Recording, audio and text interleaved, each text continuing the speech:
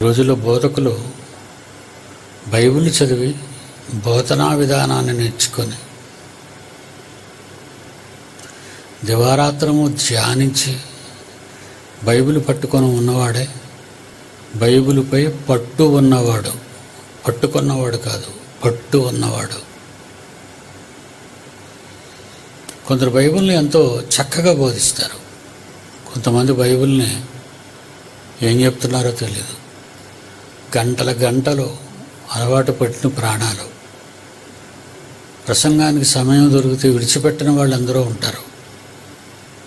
ఇష్టం వచ్చింది చెప్పిన వాళ్ళు మరికొందరు ఉంటారు.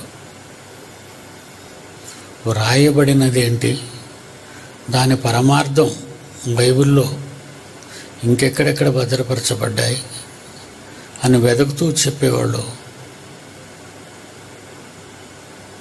చాలా చాలా తక్కువ, చాలా తక్కువ. కనుక సంఘం అంటే అర్థం తెలియని సమాజాన్ని చూస్తే సంఘం వాళ్ళు ఎక్కడుంది, వీళ్ళు ఇక్కడుంది, మాది సంఘం, మీది సంఘం అని మాట్లాడుకునే వారి మాటలను బట్టి బైబిల్ వాళ్ళకి తెలియదు అని అర్థమైపోయింది. వాళ్ళు నేర్చుకునే విధానం ఎవరో ఏదో చెప్పేస్తే వినేశారు. ఇక్కడ కాకపోతే అక్కడికి వెళ్ళిపోతాం, అక్కడ కాకపోతే ఇక్కడికి వెళ్ళిపోతాం. సంఘాల్లో ఉన్నవాళ్ళు